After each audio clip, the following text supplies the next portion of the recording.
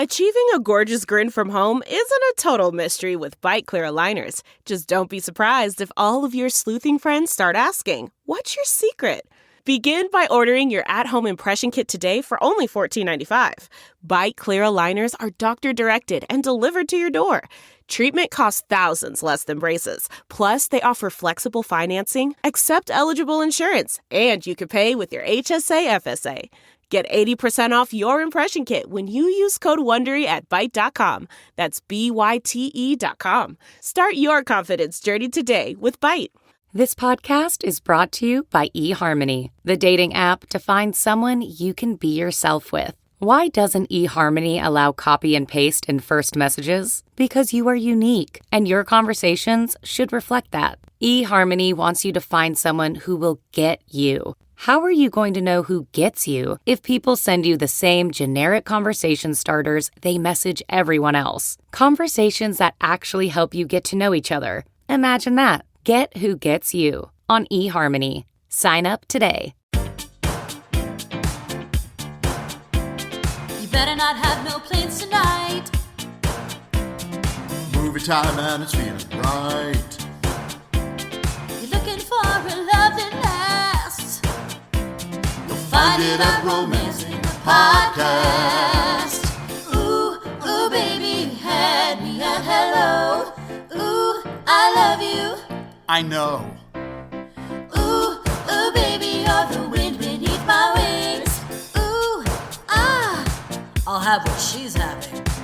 Recording. You're terrible, Muriel.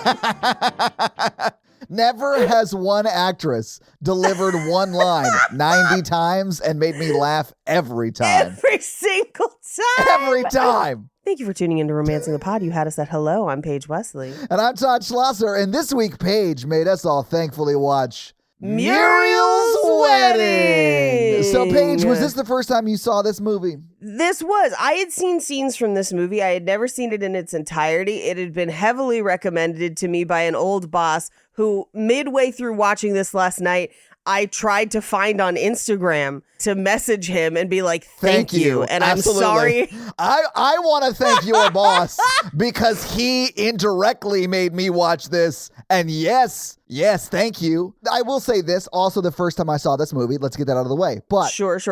there are parts of this movie I fucking hate. Sure. And this movie wants me to fucking hate them. And I do. Like, I hate, honestly, everyone in this movie pretty much except for Muriel and Rhonda. I hate. And Muriel's mom. I feel so terrible for Muriel's mom. Oh, yeah. Of course, and Muriel's mom. I meant like by the end of the movie. Yeah. Yeah. Muriel's mom she's going through something the whole time. We don't really know exactly what until it gets revealed or like later on. But like, yeah. And then she... Don't ruin it. We'll get to it. It's terrible. It's so sad. It's so sad. It's incredibly sad. Did I enjoy sitting through and watching this movie? Fuck, this movie took me for a ride, and I loved the ride. Yes. I did cry quite a bit. So much. Quite a bit more than I thought I would at what I would assume is a very racist wedding, but also because she marries I was like, which of the weddings? She marries Elon Musk. I don't know if you guys know that. Like, she marries Elon Musk. Yes. So, like, he, like, is a swimming prodigy because his parents are rich because of apartheid. He's not a hero. Is it terrible that I was like, which wedding? There's multiple weddings in this movie. I think there's a lot of racism throughout. Oh, shit. I didn't even think about the first wedding, Paige. Good God. That wedding is insane. I love it. The second that wedding happened, I was like, I'm going to love this movie. Also, I'd steal a cheetah print. Like, give her a pass, Fashion Police. I honestly was shocked. Yeah. Literally shocked, guys. When Fashion Police has a cameo at the end. When I saw her, I was like, no! She is the best undercover fashion police officer I've ever seen depicted on film. She's the most efficient loss prevention officer I've ever seen. Because, spoiler, when I worked in retail, we wouldn't even chase you. It wasn't even worth the money. Paige, why would you? You're being paid possibly close to minimum wage. Yeah. I'm not taking a bullet for Walmart. They're insured. I mean, honestly, stores should tell their employees not to do that. I used to. Yeah, I've worked retail and my boss would tell me that all the time. Yeah. They were like, do not stop someone even if they're in the store, like heading towards the exit. Let them go. Like, we'll call the police, Yeah. we'll file an insurance claim, and everyone will be fine. But if they stab you or shoot you, that's like a whole different thing. Yeah, I used to say nothing in the store is worth your life. Yeah. But, and here's the thing, identify them so that we can maybe stop them in the future, or if we have cameras, which we didn't, and I used to lie about all the time. Same. We would catch somebody and see them and be like, this is a person that shoplifts. We have seen it multiple times. Because my favorite thing was to return things for them onto gift cards and then void the gift card. It was my specialty. Like, once they left the store, just like, doo-doo. That's wonderful. Thank you. I'm pretty smart.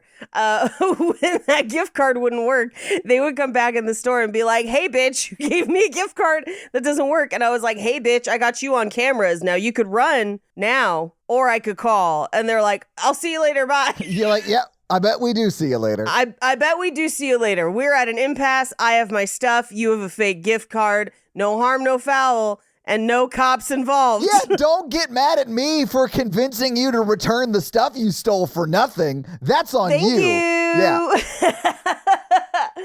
Yeah. And now we no law involved. You be free. Just Yes. get out of my store. Yes. Anyway, now I do know that loss prevention in a department store, they actually have like a whole department of people that investigate and are like plain clothes and stuff yeah. around. Because that's a lot more money, I would say, because it happens a lot more often. And I got the impression that that's the kind of thing that was happening for this lady. It doesn't mean that I didn't feel bad for everyone she caught. Oh, I don't think she was employed as fashion police, Paige. Yes. I think she was. No, I thought she was just a busybody. I'm going to be honest with you. No.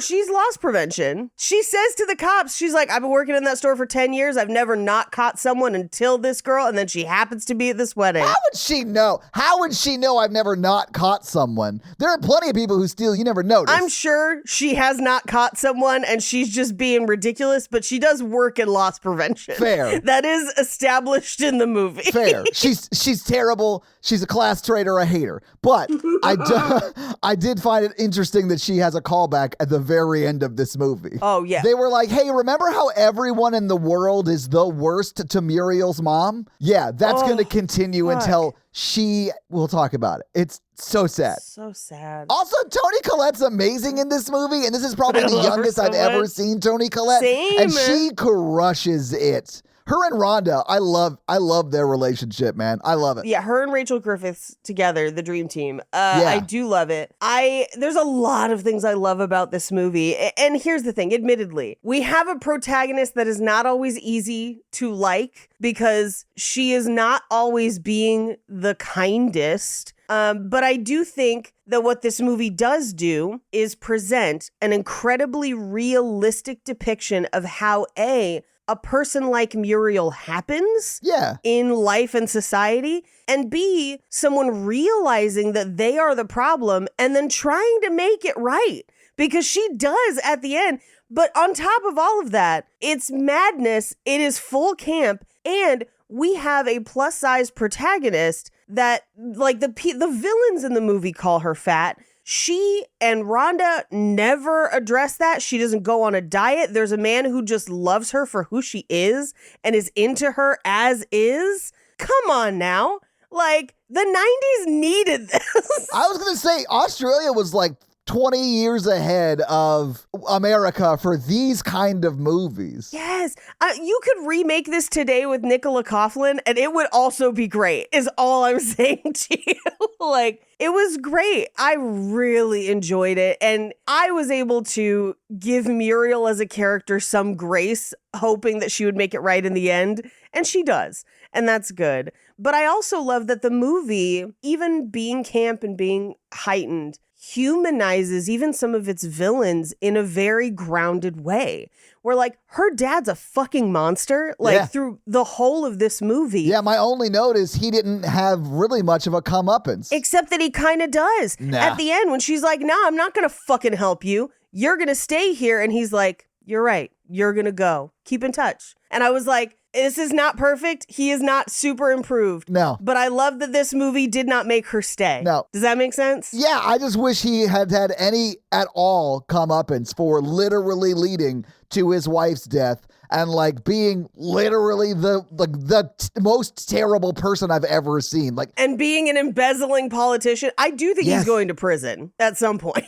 That would be great. I wish it had ended there and like his affair partner like leaving him and all. Well, she is leaving him. The affair lady's leaving. So there is that. But I do think he's going to prison. I mean, that would be great. We just don't see it in the movie. I would love that. I hated him. Oh, yeah, he's awful. He's awful. And you're supposed to hate him because essentially the thesis statement of this movie is hurt people hurt people. Oh, yeah. I mean, clearly. Paige, I thought it was wild that Muriel's dad's affair partner goes to her wedding in white.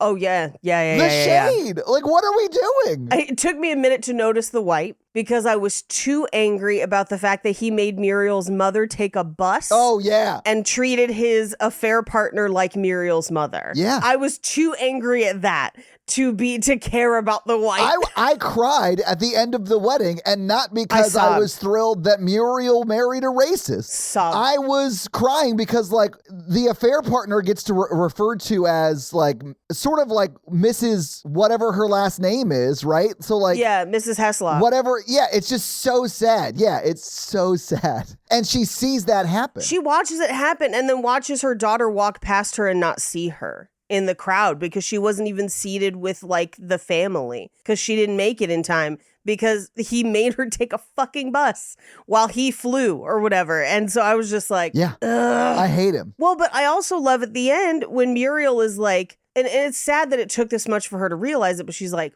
I'm him. Yeah. Like on a much lower scale, on a much less harmful scale, I'm fucking him. I'm doing the same shit in a way. Yeah. And I need to check my shit. And I'm like, yes, okay, great. Like, I was here for that. I was here at least for her trajectory.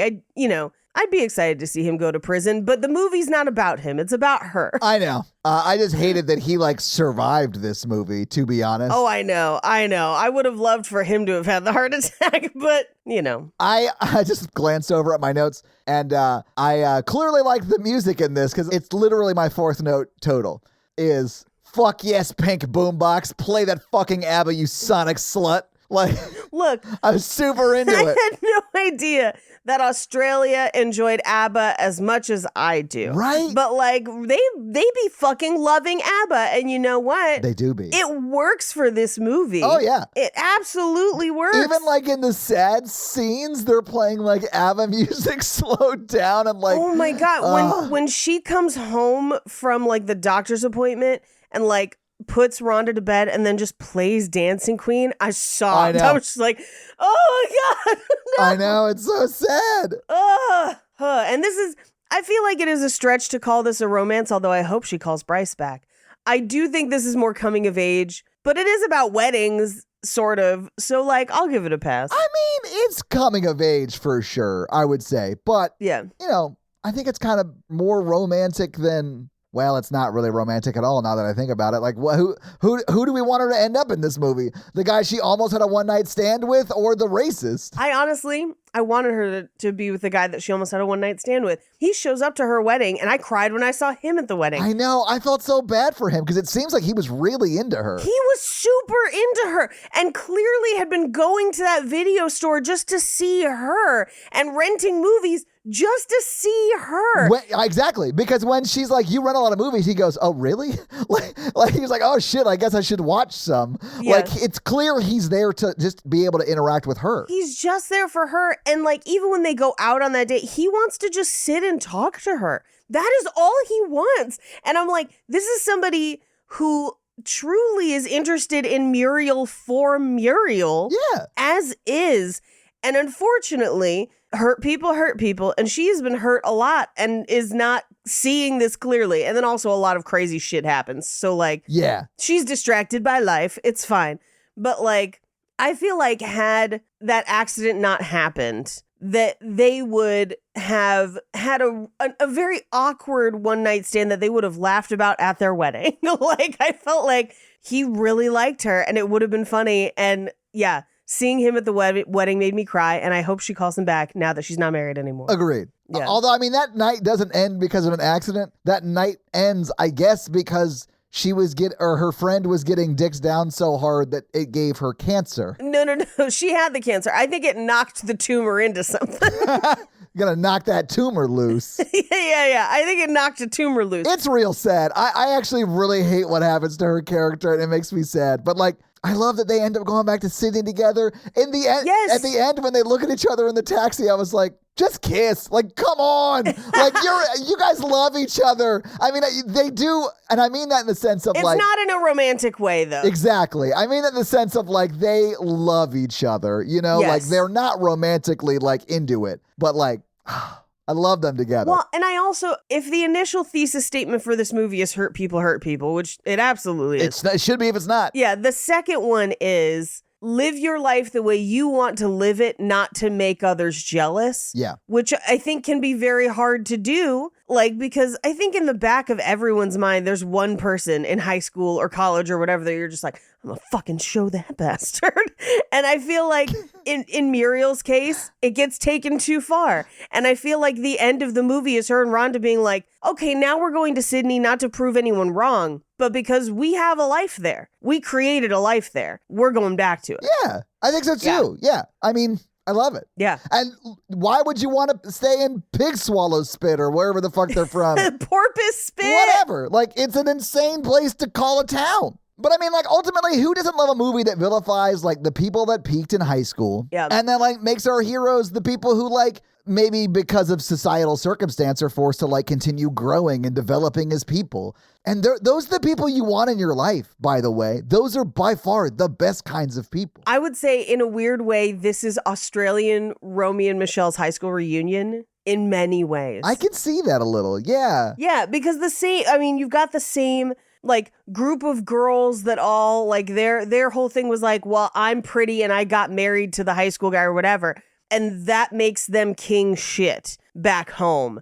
And then you have two friends who left to go have their own life, and then they have to come back and deal with those people. Sorry, I mean, that's so funny because, like, that's, like, the thing. That is a trope, right? Yeah. Yeah, I remember going back to my 10-year high school reunion, and I was like, man, these people who I was, like, not, like, afraid of, but, like, was like, oh, man, aren't they popular and cool? I was like, oh, man, you're like, doing the thing you were doing when we graduated. Like, you're still, okay, cool. Well, good luck with all that, my man. Yeah. You know? Well, that's what some people want. I mean, hey, if that's the life you want, I'm glad you have it. Oh yeah, I truly don't care. As long as they're happy, I'm happy for them. You know, like yeah. And as long as they're not hurting anybody, which, you know. Right. Yeah.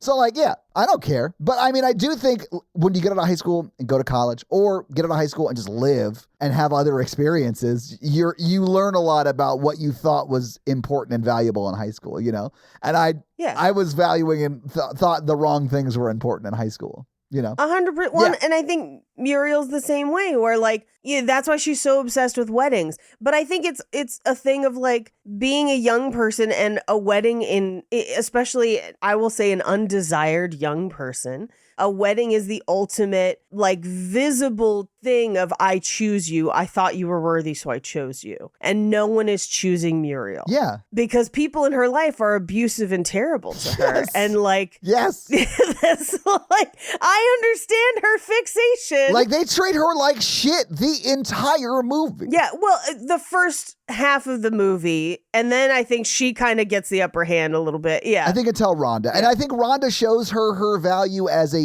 human person in the world. Yeah. And that's really the first person who's ever done that, at least on screen, for her. Right. And so, like, I get why you'd be like, oh my God, Rhonda. Yeah. We're best friends forever now. Forever. Because thank you for showing me that I'm like a worthy person to be even a friend to. Yes. Because, like, her quote friends at the end of this movie, I wish would be hit by a bus. Like, they're every one of them sort of trash. I loved the subtle way in which the movie characterizes those girls as always needing to have the upper hand on somebody. Like, for as small as their life is. And that's why they latch on to Rhonda, because they're like, well, she's in a wheelchair, so we're clearly better. That's clearly their ethos. So that when Rhonda leaves, she's like, no, fuck all of you. Like, we're just good. I don't need a single one of you. Yeah. I loved it. Loved that. Same. Love that they're going back to Sydney together. Big fan of that. Yeah. Yeah. I honestly, at the end of this movie, when her dad says, keep in touch, wanted her to be like, fuck no. I'll never talk to you again. I would have been content with a, yeah, maybe. No. And then just left. I want her to be like, you killed my mom. Fuck off. And like walk out of his life forever. She basically does in that scene, just in a much calmer way. But I don't think she's ever writing to him. Like, she's going to write to her siblings, maybe. But like... Yeah. I think she is going to be in touch with her one supportive sibling. Well, here's the crazy thing is that her supportive sibling is the one who calls her terrible. But you do love Joni. She says terrible in a way that makes it clear she's so happy for her. You're terrible, Muriel. I love her. That is a you're so terrible, Muriel, with the vibe of good for you, girl. And I'm here for it. If I could have done anything at the end, it would have been for her to take Joni with her to Sydney. Absolutely. But I also feel like in a couple years, if she gets settled, she'll be like, hey, Joni. Like, yeah, probably in 6 months when Joni's dad's in jail, she can go into Sydney. Yeah, leave Perry to fend for himself. Oh, is Perry the brother? Yep. Mm-hmm. Yeah, fuck that guy. Yeah, fuck that guy. Yeah. Yeah. I'd never talk to him again either, guys. I'm Same. going no contact with the men in this family because they're trash. Yeah. Maybe we should just go through this movie scene by scene so we can sort of tell the listeners why there's so much trash. Why they're trash. We open with multiple production company logos because it's an Australian tradition. Well, and also it's not a negative if it's Australian. Yeah. That's what we've learned because they're the exception that proves the rule. Yeah. Because normally that's a huge red flag. Huge, except in this case, it's a huge Australian flag, and we know it's going to be good. Now, this movie is paced in a strange way, where it's almost more like a 3-act play. I don't hate it. It is just different. So the first act is the bouquet, and we open on screaming. Yes. It's like we're hearing seagulls. Yeah. And it's all these women trying to catch the bouquet at what is the most Barbie 80s wedding I have ever seen. Paige, I truly didn't know if they were trying to make fun of the fashion at the time or they were trying to be the fashion of the time. I mean, I have no idea what Australia was like in 94. Yeah, and here's the thing is like, there was a part of me because it looks like the wedding in Clueless. And I was like, oh, are they trying to make it like the wedding in Clueless? Except that was the year after. Yeah. That's 95. So I think this is just like, you know, those big fat wedding shows on TLC where it's just like locally the theme of weddings, the common wedding trope is the big colors and taffeta and everything because it's essentially girls getting married too young and this is their fantasy. Yes. Like, it's that. And like, I went to a wedding of a family friend who was getting married. And I must have been, she maybe 20, something like, but young, right? Yeah. And they were divorced within the year, but that wedding, they were wearing like turquoise party cocktail dresses as the bridesmaids. And it made me think of this because I was like, when you get a bunch of 20-year-olds together and they're just like, we have a Windsor catalog and a dream. Yeah. Like this is what you get for a wedding, which is not bad. It just depends on your wedding. You're like, you know, some of those people stay married. Not in this movie, but in life, sometimes they do. But the wedding can be kind of nuts. I mean, fair enough. This wedding is nuts, though. And I do love that everyone's wearing, like, pastels, like, solid colors. And she shows up wearing, like, a cheetah print. And I'm like, all right, I know who I like at this wedding. I felt for her so much in that moment because they're like, you didn't even get a new dress. She's like, this is a new dress. Yeah, I just stole this. Guys, I just stole this. I swear to God, I just stole it. I also think, and now granted, I did say she is plus size. She is, but she's probably maybe a 12, 14 max. Like, it just size-wise. Yeah. But at the time, there were no fucking clothes. Like, I love that once she moves to Sydney, she finally has cool clothes because she finally has access to them. Yeah. But it's very clear that in this small town, this was the only thing that fit her, and it barely fits her. Like, I fully get that she's like, I stole what I could fit into, and I thought looked good on me. I couldn't steal something on theme for your wedding. Like, but she does stand out. But she stands out in a way that, like, I look at her and I'm like, oof, there was a time where I did not figure my hair and makeup out. And, like, I'm sure there's many pictures of me looking wild like this. And all it would have taken is for that, like, horrible woman that's having an affair with her father to, like, pull her aside and be like, this is how we're going to condition your hair. And here's what you should do for foundation. And that lipstick is not your color. It's okay. But this might be. Like, small changes would have made worlds of difference. And I'm sure she would have felt so much more confident too. But the problem is that, like, no one cares about her enough to invest in her or invest in her having a style or in her feeling good about herself in any way. Everyone's terrible to her all the time until Rhonda. Like, I don't know how to say it other than that. Like, I agree with you. You're absolutely right. Everyone is literally looking at her character in every scene, thinking of the meanest thing they could do and or say to her, and then they do or say that thing. Yes. And it's no different here. Like, she catches the bouquet and her friends are like... And they're like, give it back. Her friends are like, you should have gotten out of the way and let this other woman catch the bouquet because at least she has a boyfriend. You've never even had a boyfriend because you're ugly or whatever they say, but they say like terrible things to her. Yeah. You hate her, quote, friends from Jump Street. I literally wrote in my notes, I was like, I guess she just doesn't have any friends. Yes. Because these people certainly aren't her friends. Right. I think she's incredibly lonely, and I think it's them or no friends. Exactly. Yeah. Which I get why she's so sad when they break up with her, because that's her only like friend, quote, group or support system outside of her terrible father and like family. So like, yeah, she is alone in the world, surrounded by terrible people. Yes. But we get kind of a glimpse of the groom and one of the bridesmaids sneaking off. As that's happening, Muriel gets pulled aside by some dude that's like, hey, I want to talk to your dad. He's a good man. Because we will find out that her dad is like a local politician. He's like Chamber of Commerce is kind of what I got the impression. I think he's a city councilman. He like sits on the city council. Yeah, something like that. So he's like one of 7 or one of 5 or whatever the city council is set up like. But, you know, he's like one of those people. Yeah. And they like approve like corporate, Land like deals companies coming in yeah. and buying up spaces and stuff like that. So like he is somewhat of influence, but at a very small level, just in the city of Pigspit or wherever they live. Porpoise Spit. But I think what we will find, and I think becomes very, very clear at the end, is that a lot of her father's abuse to the family is based out of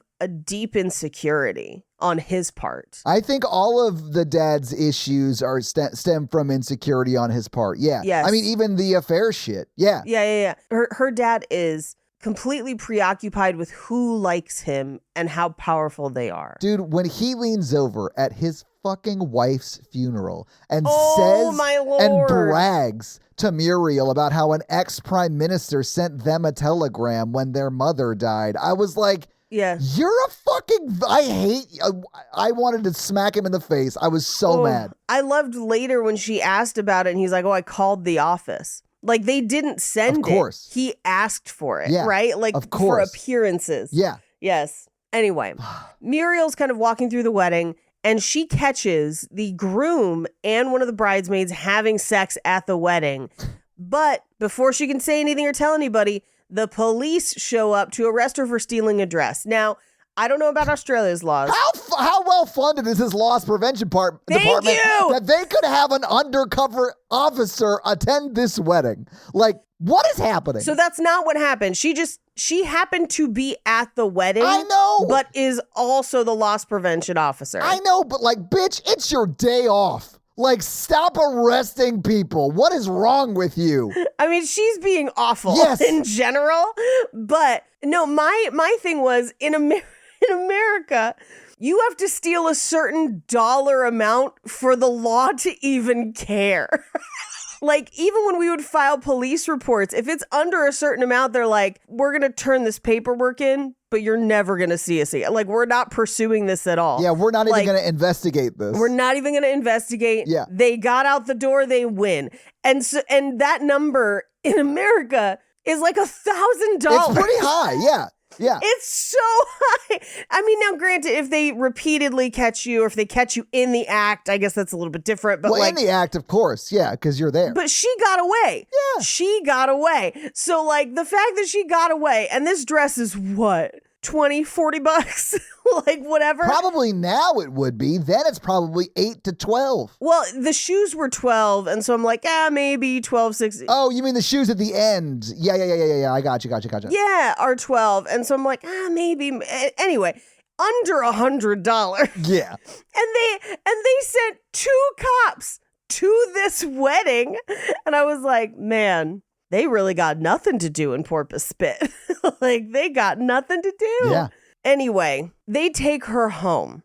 And her dad very kind of deftly is like, oh, yeah, no, she's going to go look for the receipt. But how would you guys like a cup of tea? Good man. Like, yeah, let me give you a beer or whatever. And basically smooths it over. Well, he knows one of them. Yeah. Like the main of the 2 officers, he's like, oh, wait, you wouldn't happen to be this guy's son. And he's like, yeah, I'm his oldest. Yep. And he's like, oh, yeah, the last time I saw you, you were playing, I don't know, Pee-wee cricket or some shit. Like, I don't know. Yep. And then they like sort of start talking about their families and he invites them to have a beer or whatever. And then the whole thing sort of goes away because her dad, even though he is a monster, is a man of influence, right? Right. So because of that, and probably because of the familial connection, or at least acquaintance, they let it slide. Because it is like trivial. It's like shoplifting. Like it's not a crime. That's not what I'm saying. She didn't hit someone with her car, though. You know what I'm saying? Like right, it's like right. They're like, it's fine. She stole from like a Walmart. Like they're gonna be fine. Yeah, I was gonna say they make it very clear it's a department store. Yeah. Anyway, but this is the first time she gets to her room and is listening to Dancing Queen. That's when I wrote my note. Play that ABBA, you pink boombox slut or whatever it was. Yeah. I want that pink boombox. Me too. I thought it was great. I was like, hell yes, this is the right time to like play an ABBA song. Yes. And she's just looking at all of these like wedding dresses that she's cut out. Yeah. And all of it.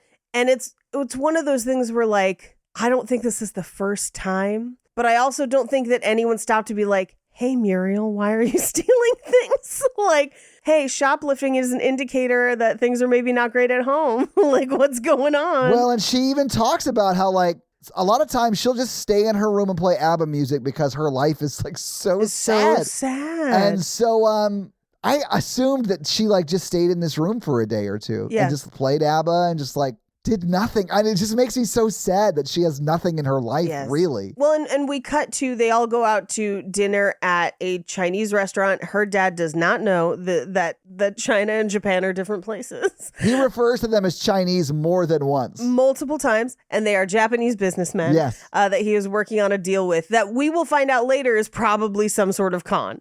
But as they're at the dinner, he basically goes around the table and is like, y'all are all worthless. You're all useless. And like, this guy was a millionaire at 19. What the fuck are you doing at like, I think she's like 22. She's 22, or something like that. Yeah. Like, she's like, oh, I've got an interview to be a locksmith apprentice. He's like, isn't it too late to be an apprentice? And it's like, are you too old to be an apprentice at 22? No, yes, not really. At 22. No. And he's like, you can't fucking type. You can't do any of this, which we do see her type later. So like, she can type, probably not fast enough to be a secretary, but like, she is not worthless. I mean, no person is worthless, but like, she is clearly trying and has been trying for years, and nothing she does is good enough. I also, at 22, was a little fucking listless. Like, I wasn't exactly sure what I wanted to do with my life.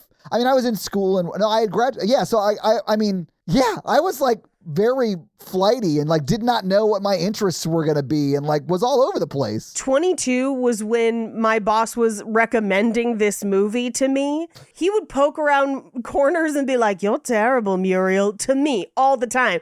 And like, watching this now, I was actually very touched because I was like, he knew I was in my flop era. Yeah. Like, it's fine. He knew that I was in a weird space. It's cool. But yeah, 22. Do you think at that time, had you watched that movie, you would have gotten the right message out of it, though? I don't think so. No, I think it's better that I watched it now. Me either. That's my point. Yeah. And I don't think there's nothing wrong with you for that. Because I agree. Like, at 22, I would have probably said something like terrible about Muriel as well. if I was in those situations because I was a crazy, just terrible dude. Well, and the other thing that the movie doesn't go into as much, it kind of shows, not tells about it. I don't think there's a lot of opportunities in Porpoise Spit. No, I think so too. She immediately gets a job when she goes to fucking Sydney. She starts working. Yeah, she seems to have no problem having a job in Sydney. Now, I get that there are probably jumps in time that are probably maybe even up to weeks in time while we're in Sydney because like it goes from like her being diagnosed with cancer like to her in rehab, you know, so the surgery happened. Right. So like we're jumping in time. That could be months. It could be weeks. But my thought was she got a job within weeks or a week or so of arriving in Sydney. Yeah. It's not that she's lazy. No. There's nothing for her in Pig Swallow Spit or whatever. Yeah. And like she just she's listless because of it. Well, and the other thing I think too, Porpoise Spit is established as being a small town. Yes. I think there is also something to going to a place where no one knows you gives you a chance to do what you can really do because people don't have assumptions. You can soft launch a reinvention of yourself. And that's great. Yeah. And you should. If you want to, you should. Yeah. And I think that's probably what happens for Muriel because I think half the time she goes on job interviews, people are like, oh, you're so-and-so's daughter. Yeah. And it colors the experience where she goes to Sydney and she's just like, I just need a job at a video store. And they're like, yeah, do you want to watch Princess Diana's wedding every day? She's like, absolutely, I do. Yes. You mean the most ostentatious wedding dress that's ever frolicked up steps? Yes, I will watch that over and over. When it's revealed that she could like fast forward and rewind it like it wasn't live TV. That she is in a store full of fucking movies, Paige, and she's watching a pre-recorded live event of Princess Diana getting married. That was so funny to me. It was so funny to me. It was very funny. Anyway. We're not quite there yet, so yeah, let's move on. We're not quite there yet. Yeah. She's having a bad time. And this is the first time that her dad's mistress will show up at a restaurant. When I tell you that like, because he established it's like a play that they do of like, oh, you happen to be here too? Madness. Yeah, it's like a whole affair that takes place through coincidence. Yeah, it's so stupid. Well, pre-planned coincidence, I should say. Pre-planned. In Sydney, which is established to be a plane flight away, she's like, oh, what? Deirdre, is that you? I was on the floor. I was like, why are they still doing this? Miles away. And they're still like, you're at this Chinese restaurant. It's wild. Although Muriel calls him on it. She does, and I appreciate it. Yeah. But Deirdre is essentially, they don't give it a name, but she's basically like a Mary Kay lady or like an Avon lady. It's a multi-level marketing type vibe. Yeah. 100, I'll say it. Yeah. I don't know if it is fully multi-level marketing, but like the way they talk about the makeup cases, it was, I was like, oh, I've heard of this. Well, in the mid 90s, this was a thing of like, because I had one of my friend's moms sold Mary Kay in the 90s, which as far as multi-level marketing schemes go, the makeup ones, some of them are worse than others. Mary Kay's been around long enough and has a big enough product line with actual good stuff. Like, whatever. Like, just don't let it pile up in your garage. But like, she is trying to get her in her downline. Yeah. And Muriel's like, okay, but she has to buy makeup kits to sell makeup, right? Yeah, it's a multi-level marketing scam. Yes. Yeah. Yeah. And so essentially after this dinner, her dad is like, I want her to shut the fuck up and work with Deirdre for the makeup thing. Because her dad doesn't care. He just wants her to have some job without, investing in whatever she wants at all. So he has her mom give her a blank check to buy however many kits she needs. From his affair partner, for the record. From his affair partner. And essentially, the mom gives her multiple blank checks. We only see her give her the one, but we will find out later that it was at least a few. Yeah. And Muriel is telling them she's selling all this makeup. That's why she's got money. But I got a little ahead. Before we find out about the blank checks, Muriel goes out to drinks with that friend group, the one with Tanya who got married, in some aquarium themed restaurant. It was like a rainforest cafe for fish. There is a restaurant here called Aquarium. Is it like this? Yeah. I mean, if the food was bad, then yes, it's like this. Okay. Yeah. Interesting. It's in a mall. Like, it's like that kind of food, but it's an aquarium, I mean, most rainforest cafes are, but yeah. Or were. Exactly. I fucked with a rainforest cafe. It's fun. Anyway, Muriel enters the table with her drink in medias res, in the middle of a conversation in which Tanya is saying Chook, her husband, which Chook, Australian slang for chicken. We will find out his name is Peter. I thought she was saying chalk this whole movie. No, Chook, Chook, Chook. Okay. Yep. I mean, either way, he's a bad dude. He's cheating on with his wife with the woman who, in the scene we're talking about, is sitting next to Muriel. Which does not come out now, but Tanya is like, he couldn't get hard, and so I went to go blow him, and there was lipstick on his dick. Yeah, that's where she found out that her husband was cheating. Her husband of like days. Yeah, I mean, they just got married.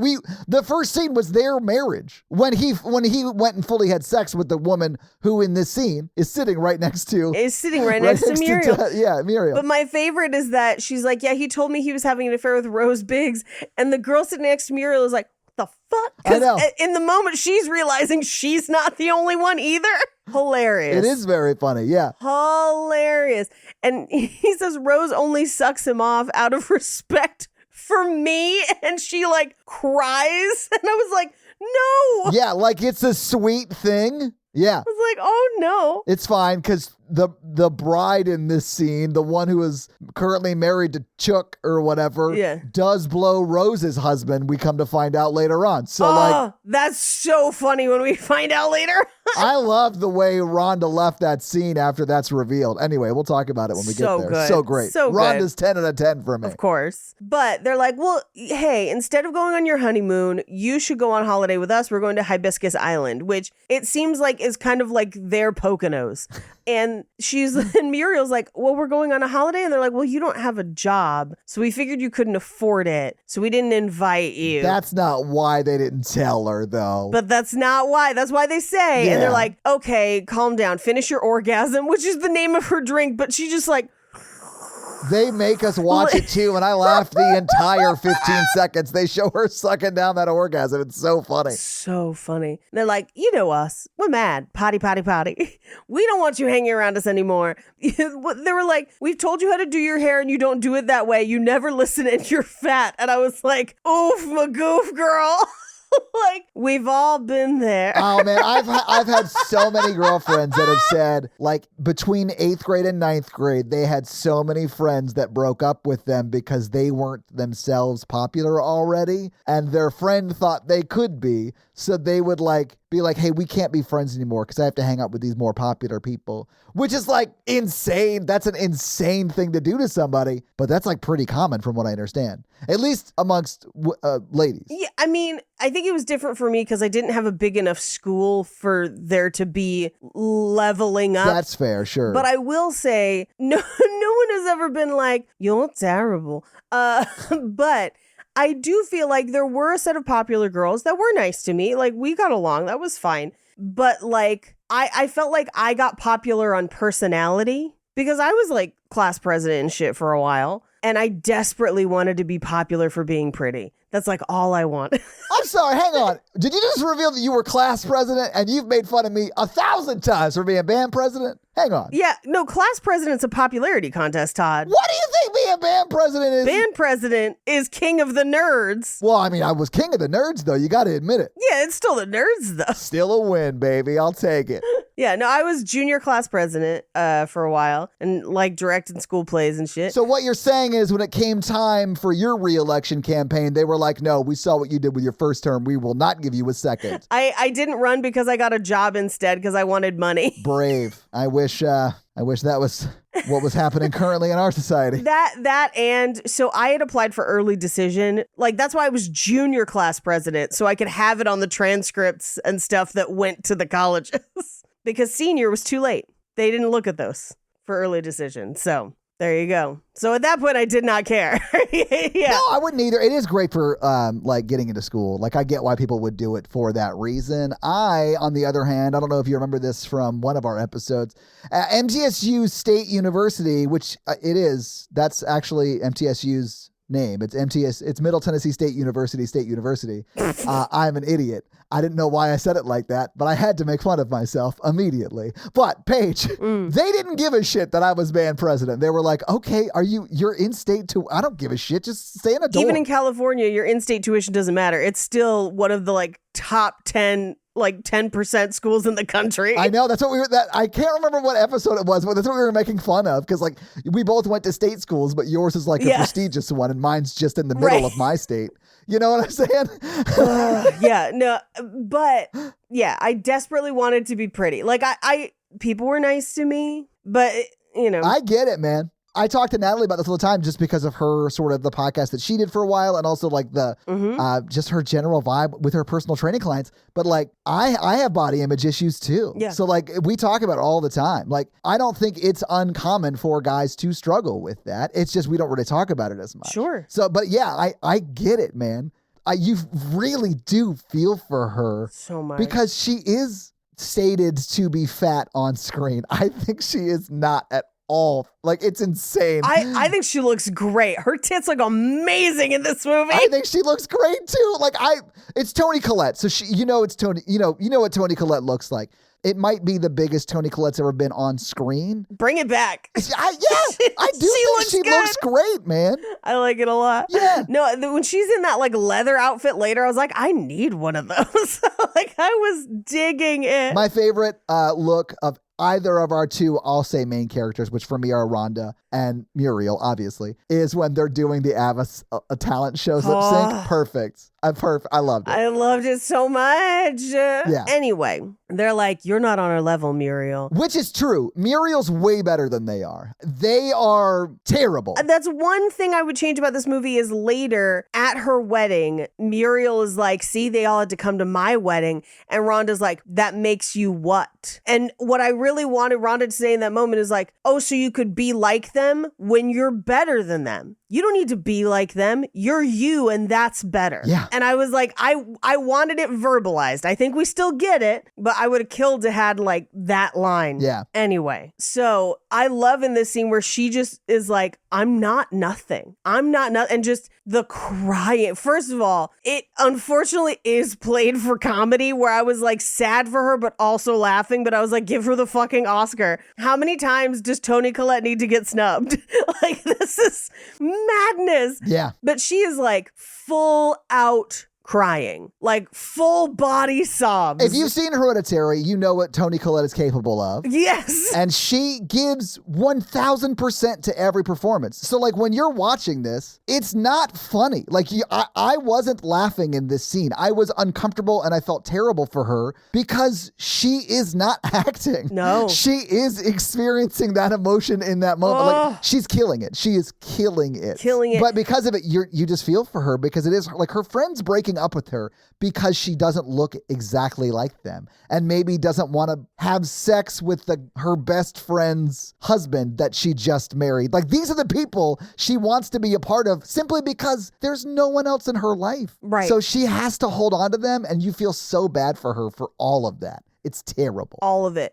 We cut back to her house where her brother Perry is running around the yard playing soccer by himself with a milk carton. Can I ask a question? Sure. Should Perry be a dependent of the state? I had this same question in my notes as well. I either hate Perry or want Perry to get services. And I'm not sure which one it is because I don't know. He does seem to be like a normal kid, but like lazy. I do love that they're like, he applied for the police force, but they said no because he was too tall. Paige. And I was like, that's definitely not why. Exactly. I was like, there's no way that was the truth.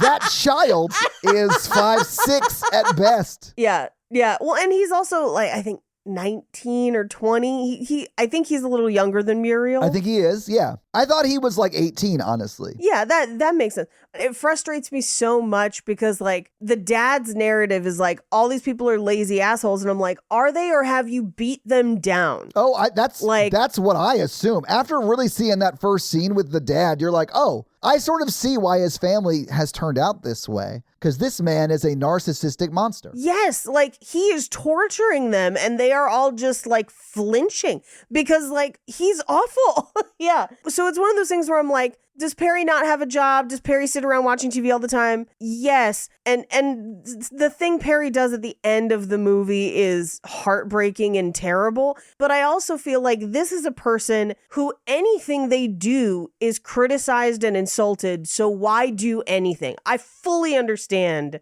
where he is, that headspace. Sure. And it's brutal and sad. But yeah, I did have questions about potentially if he was in the right environment in that home for his needs. Yeah. Okay. No, I had the same question. Okay. The movie never definitively comes down one way or the other. Nope. But this is where, in this next scene, Muriel comes home and she gets a blank check. It's almost like you see the wheels turn in her head of like, now I can go on holiday. Like, make it out to cash, Mom. I sort of love the way she played this. Because, like, her dad's a villain. Like, I don't feel bad for her taking that money. I feel bad for the rest of the family. I don't think the family's problems are so... Yeah, okay.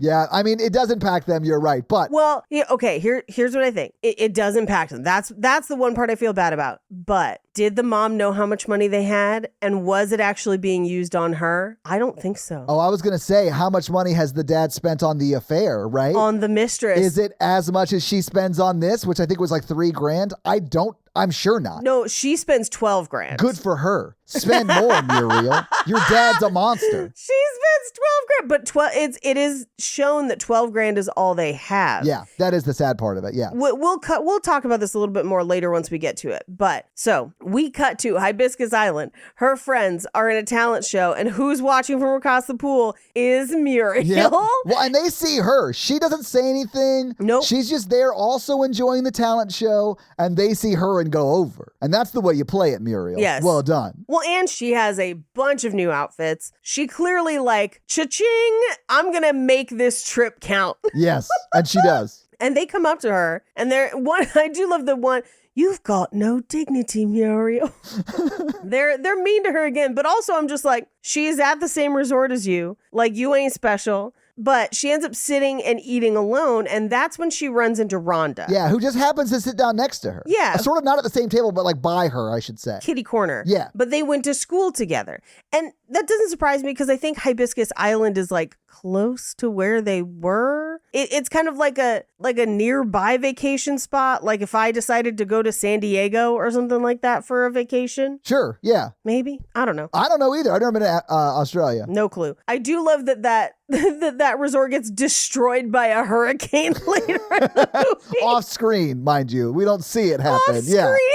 Anyway, Rhonda's like, hey, I remember you from school, because I guess Rhonda had either dropped out the year before or after, because we do establish that Muriel dropped out. At year 10, Rhonda was year 11. Yeah. But Rhonda's like, oh my God, you remember those awful girls in high school? They were so mean. And she's like, I'm so glad I got out. I lived my life. I live other places. What's up with you? And she makes up this whole like, Tim Sims, and I'm going to marry him, because she just wants to have something interesting to talk about. Yeah. At this point, she's like, yeah, I do remember those horrible girls from high school. Spoiler, they're right fucking here. Like, yeah. They're literally right there. And Rhonda, who I think is a little older, has spent a little more time away and has enough confidence in herself as just who she is outside of this ecosystem. Yeah. It's just like, oh, great. Let's go have some fun. Yeah. And just walks over and is just like, hi, girls. And they're like, oh, do you want to sit with us? Clearly just to make Muriel mad. Yeah. And she's like, no, I don't. And by the way, Nicole is banging your husband. And y'all can fuck off. I'm with Muriel. Yeah. I loved it. The second that Rhonda revealed that, I was like, oh, she's my favorite person from here on out. Good for you. Oh, my God. And then we get quite possibly my favorite scene in the entire fucking movie, which is them doing the talent show in ABBA costumes with Waterloo. Yes. And they even do the ABBA faces. Yes. The like, from the oh, music I was video. losing it. But then on top of that, in the audience, Nicole and Tanya get into a full fist fight, and everyone is just like, keep singing. Yeah. Like, just let it happen. They're on stage like everything is as it should be. And the worse the fist fight gets, the more fun they're having on stage. Yeah. And I fucking love it. Same. I love it so much. It's crazy. Meanwhile, back at home, they go out to that same Chinese restaurant, and oh, Deirdre, so good to see you at the Chinese restaurant. Guess who just happens to be there? Yeah. And Muriel had written a postcard from the holiday she was on. And Deirdre's like, what are you talking about? She hasn't sold any makeup. Like, she only bought X amount. She bought 2 cases, I think, right? Yeah. So the profit she could have made is only like $30 or whatever. Yeah. And if you're only making $15 a case, Yeah. like, what are we even doing here, guys? I know. You can keep your pink Cadillac. I'm good. Oh, a pink Cadillac, though. That's the one part that, like, oof, I would love a pink car. Then buy one. Someday I'll buy one. I want one of those like chrome pink one. I want like an Angeline pink car. Yeah, you can just buy it. Like, you don't have to like sell makeup kits to get one. No, that would take way too long. Would. Like, I could get rich and buy a new car in the time it would take. And by the way, if you like, they can take that car back, I think, if memory serves from our cult podcast episode on it. And I bet the amount of money you have to spend on makeup is more than the cost of that car. Oh, definitely. So, like, absolutely. What are we doing here, guys? I'm telling you, they should make pink a normal color for cars. That's the real message here. I mean, there are people who, like, as a business, will repaint your car page. Well, now the new thing is to get it vinyl wrapped. Well, yeah, but I'm just saying, you can change the color of your car. You don't have to buy it that way. Well, I'm not going to change the color of this car, but that's why my car's invisible, Paige. Amazing. Look, I'm just a lady yelling into a microphone wearing a crop top that says Beavers. But that's true. It does say Beavers. I'm just saying, make pink an option. Make it a factory standard. I don't know why they didn't after the Barbie movie. Because Mattel doesn't make cars, Paige. Outside of, like, Barbie cars, yeah. No, but here's the thing. I am not alone. I'm sure many women would love a pink car, but it's not the standard. I agree. I'm just saying that services already exist for them to achieve their dream. Why do we have to pay extra to have it? Why are they going to make Honda Civics or whatever in that fucking weird copper orange color and that neon green and not give us a pink? I'm just going to say patriarchy so we can move on. That's fair. Anyway. It's probably not also wrong, but yeah, like. No, I'm sure that's 100% right, actually. Because women could only buy cars on their own in recent history. That is fact. True. Yeah. We cut to Muriel and Rhonda laying on the beach just singing Fernando together and drinking champagne. Yeah. It's called Living Your Best Life, Paige. I'm sure you recognize it. I was like, I need to take an ABBA beach vacation. Yeah. But Muriel says, do you ever think you're nothing? And she's like, you're not nothing. You're Muriel. Do you see what we just did tonight? This was great. But she does end it with, someone wants to marry you. You've made it. Yeah. And like, I think that's because she did tell the lie about the thing. Yeah. I think Rhonda's just trying to be supportive. Yeah. And doesn't realize that Tim Sims is made up, which is like, how could you not? Who would name their kid Tim Sims? It's very George Glass. But I also think that, like, hey, do you ever think you're nothing? And Rhonda's like, no, I'm awesome. And I love that. Me too. I feel like I have gotten to that place in my mid-30s, and I would have been dangerous in that place at 22. Yeah. But, like, boy, is it fun now. Paige, you know what? Warmer and sunnier days are coming, and we can fuel them up with Factor's no prep, no mess meals. Meet your wellness goals in time for summer thanks to the menu of chef-crafted meals with options like Calorie Smart, Protein Plus, and Keto. Factor's fresh, never frozen meals are dietitian approved and ready to eat in just 2 minutes, so no matter how busy you are, you'll always have time to enjoy nutritious, great tasting meals. Factor now offers like a load of snacks. In fact, we just got some of these like smoothies that were really great. They have a banana chocolate smoothie that like I drank way too much of. It was so good. And even better than that. So if you want to spend more of your sunnier, warmer days focusing on just enjoying the summer and less on what we're going to have for dinner, stay fueled up with easy, nutritious options from Factor. So head to factormeals.com/romancingthepod50 and use code romancingthepod50, sort of all one word, to get 50% off your first box plus 20% off your next month. That's code romancingthepod50 at factormeals.com/romancingthepod50 to get 50% off your first box plus 20% off your next month while your subscription is active. Summer is supposed to be an opportunity to slow down. But when you look at your kids, you can't help but notice that your kids are growing up fast. Help them build independence as they grow with Greenlight. Greenlight is a debit card and money app for families where parents can keep an eye on kids' money habits while kids learn how to save, invest, and spend wisely. It's the easy, convenient way to raise financially smart kids. Get your first month free when you sign up at greenlight.com/Wondery. That's greenlight.com/Wondery. Anyway, Muriel sneaks home. And this is our second or third. You're terrible, Muriel. Yeah. But this is where she's like, her mom is like, your dad is on the way back from the bank. $12,000 is gone. You wouldn't do that to me, would you? Because realistically, her mom, I think, has had to be a stay-at-home mom for this narcissistic asshole. Yeah. And that's her only financial safety is that money. Which is why you should have your own accounts. I'm just saying. You should. Keep a secret account. Even if you have a joint account. Have an account of your own, too. Have an account of your own, too. By the way, $12,000 in 94 is like $25,500 today. That's a lot of money. It is a lot of money. That's a lot of money. Yeah. And I think the mom is like, we're poor now. Like, that was our savings is now gone. And I'm sure Muriel didn't know how much money was there, didn't think about it. Yeah. Or whatever. And I do love that she, like, sees the taxi downstairs. And it's just like, I'm a dip. Yeah, she's like, I Just think like, I'm going to go. This is probably not the vibe I wanted to come back to, so I'm going to go. I'm going to go. Yeah. Gets back in the taxi. We cut to another title card that says Sydney. And we do hear that it's the city of brides. Yes. For some reason.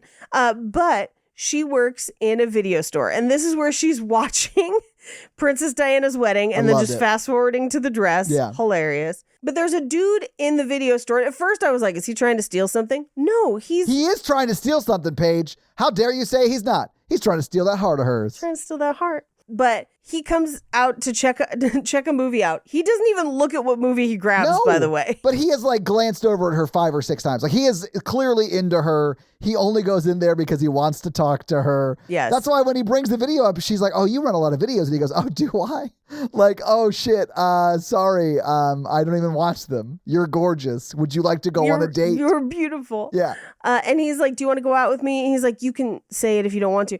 And I love that she calls across the street to the dry cleaners because Rhonda works across the street. I loved that reveal when she walks over and like has the binoculars and she's like, have him turn around. And so Muriel has him face the dry cleaners so she could see him. Yeah. Could you face that dry cleaners, please? Okay, thanks. So funny. But they agree that they're going to go on a date because Rhonda has also found dates, which happen to be 2 American sailors. Yeah. I love when Rhonda leaves the dance club and they go back. Because Muriel and, I forget this guy's name, Jason or something? Bryce. Yeah, because Muriel and Bryce also go back to their place a little bit after Rhonda goes back with the 2 American sailors. Right. And they walk in and sort of have their own little scene. But the whole time that's going on, we're hearing what sounds like cartoon sex sounds coming from the other room. And it made me laugh every time I heard them. So funny. But yeah, so even in the dance club, one of the sailors is just shirtless. Yeah. And they're just like Eiffel Towering her on the dance floor. Yeah.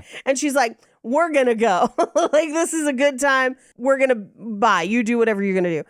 And Muriel and Bryce stay. And she's like, do you want to dance? And he's like, I'm a terrible dancer. She's like, I don't care. Yeah. And it's this very sweet moment of like, they still go on a date and they come back and she makes him tea in the midst of the sex sounds and the clothes. It's so funny. It's very clear what's happening in the other room. Very clear. But then they go to sit down on the beanbag chair in the living room. Yeah. And they watch on the news that island resort got destroyed in a hurricane off screen. And Muriel's dad is like, Muriel, we don't care about the money. Come home. Like he's like playing the victim of this like, he's terrible. I hate him. Which he does care about the money, by the way. That is a full lie. Of course. That's all he cares about. But so she immediately changes the channel to kind of porn, like softcore porn, just because she just hit the next channel up. Okay, yeah. And like didn't know what it was going to be, but was like, oh, I guess it's this now. Like just trying to get away from her dad being on TV. Yeah. So Bryce goes in for the kiss and they start making out and he's like, I have to tell you something. And she's like, what? And he's like, I'm a parking inspector.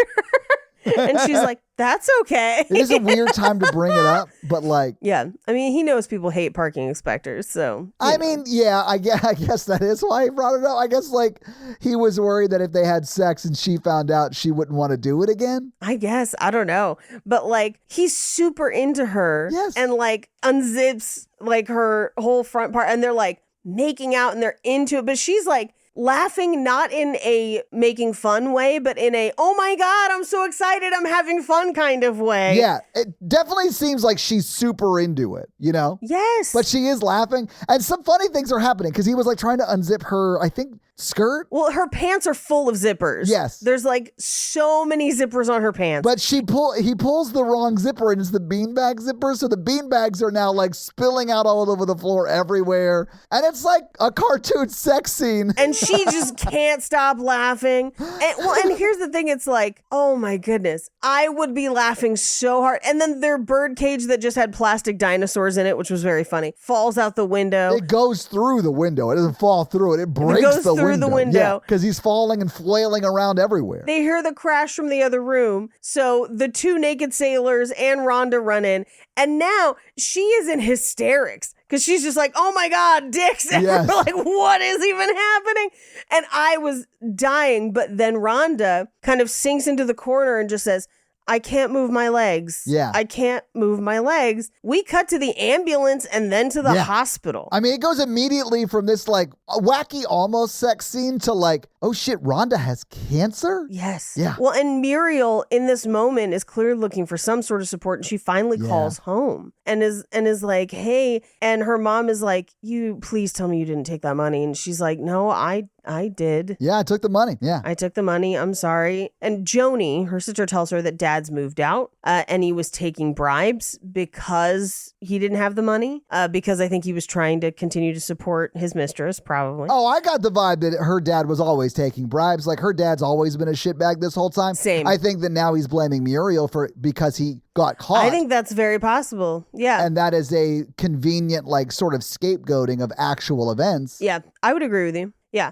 And she tells her mom, she's like, I'm okay. And then her mom says he blames me for writing you the blank checks. He told her to do it. Yeah. We saw it. It's, if anybody, his fault. Yeah, her dad's a monster. I mean, as far as like the check part, Muriel did steal from them and that was unanticipated. Yes. But like writing the blank checks was his idea. Yeah. And as they're on the phone, the feds raid the house again. And she's like, I don't have a phone, but I will call you back. Yeah. And hangs up. Now, what we will find out later is like, the dad's like, yeah, she just let the feds in. I was like, what else was she supposed to do? It's the feds. Right? Like, what? I assumed they had a warrant. Well, I don't think we necessarily see that, but yeah. Like, yeah, they do. They do. They're like, we're going to serve this warrant. Yeah. Then what are you going to do? Get into a standoff and get shot? Like, no, you're going to let them search the house. Yeah. But back in the hospital, we find out that there's a tumor on Rhonda's spine. They're going to operate, and then she's going to have to try and learn to walk again. Yeah. And Muriel is trying to help as much as she can, but she's not taking it well. So we see her for the first time go to a bridal store and try on a wedding dress and get them to take pictures of her in it because her mom has a tumor on her spine. Like, she lies to them about like a version of what's actually happening in her life so that people will feel bad for her. Yeah. Because she doesn't have a support system outside of Rhonda. And they jack her up. They put the like crowns and the veils and all of it. Yeah. And then take Polaroids, and she puts it in an album. She has like a whole album of it. It's honestly a little sad. It is, but I feel like I understand it and it's a harmless outlet. Does that make sense? Oh, I don't think she's hurting anybody necessarily, except Yes. for like she's maybe wasting that salesperson's time, but like that's sort of their job and they're, whatever. Like I don't think she's hurting anybody really, No. It's just sad that like I want her to want more than just a pretty wedding. I want her to want to be in a relationship that's like good for her. Although, how would she know to look for that with her family being as messed up as it is? So like, I'm just sad for all of those reasons. It has nothing to do with really what she's doing. It's just that she's hyper focused on this like symbol of a good relationship and not actually having one. Well, and everyone back home, that was what they aspired to. Yeah. Like there's a whole a group of people that are not Rhonda that never left, that getting married was the pinnacle. And there are still people like that. But like for her, I think this is why you can't live your life in spite of other people. You have to live it for yourself. Because like, if you are only focused on what will make other people jealous, you could miss that your life could be so much more than that because you were focused on what other people's goals were. Yeah, I think it's just best not to focus on other people's wants and needs for you at all. Yeah. I mean, maybe wants if people want good things for you, sure, but like... Yeah, sure. Like my mom will be like, hey, maybe you should do this thing. And I'd be like, shit, that's a great idea. I should do that. Yeah. But sometimes my mom will call me and be like, maybe you should do this thing. And I'm like, I don't really want to pay $380 for a seminar that's not going to help me in my day-to-day life. So like, I'm good. Oh yeah, absolutely. No, thank you. So like, like I will take as much advice as I want to take. But like, yeah. If I think it's a great idea, great, let's do it. If it's not, I'm not going to do it. I think about it more in the sense of like, everyone else did this, so I should do it too. No, do what you're going to do. Oh, I mean, as someone who took a non-conventional path to what I will say is like a pretty decent middle-class success, you could absolutely do it. I am not smarter than you. Like, I did get lucky in a lot of things. I worked hard and got lucky. And you can do that too. Like, you don't have to follow the path that other people lay out for you. Yeah. You can find your way. Yeah. Although I will say this, my dad was right when he was like, your life will be harder if you don't do these things. It was. I will say that. But sure, wouldn't change it. But I mean, I don't mean things like that. I mean like getting married as the pinnacle. Because if you're only using that as the barometer, you don't see what could be past that of so many other things that are cool that are not married. You're also setting yourself up to fail because of like, you're like, okay, cool, I got married. Now I can just live until I'm dead. Right. You're not focused on the next 60-ish years of your life. And that's insane to me. So like, yes, I get why getting married's a big event in your life and it should be, and you should celebrate it. Like, I'm not saying you shouldn't do any of those things. Yeah. But like, also build skills to be a full person. Yeah. And to have a good relationship with somebody. Because that's the shit that's going to make the happily ever after long ass time, hopefully, in your life great. Yes. And that's shit that like I wish I had learned in my 20s and didn't learn until like I started to go therapy later in life. I mean, I think I was thankful that I learned it, even though I was unhappy learning it earlier and didn't get married until later. I think that for me, that worked out. Yeah. But I think part of that was like, people like my mom being like, there's a whole world out there. Like, go to college, figure shit out, do other things. But the problem with Muriel's family is that, like, she doesn't have a support system that would suggest anything other than do anything your dad tells you and nothing else. Yep. Anyway, Rhonda's learning to walk again. It's not going well. No. It's tough. This part was hard to watch. She's worried that she will have to go back to their hometown so her mom can care for her in a wheelchair. Yeah. And Muriel's like, no, I'll care for you. Like, it'll be okay. Yeah. Don't be worried. I got you. Yeah, I got you. I don't listen to ABBA anymore because my life is as good as Dancing Queen, which I feel like I want to get tattooed somewhere of just my life is as good as Dancing Queen. Yeah. It's a great quote. I loved it. I thought that was such a sweet way to like say that like you make my life so good. Yeah. You're worth taking care of in that way. Yeah. And like I love our friendship that much. It was a very sweet moment, especially because this is not a romantic relationship. Like they just love each other. It's like they just care for each other. They're like sisters, and I love that. Well, and we cut to the next day. She's trying to catch the taxi for rehab, the taxi driver, pretty hot. Muriel misses the bus to meet her there. Paige, you only say that because the movie wants you to think that. Like, she opens the door. He's shot from a low angle. Oh, yeah. And the wind is blowing his hair. It's like flowing. And he is like, I love it. He's probably 22 and he's He never comes back either. They're just like, here's a hottie for you.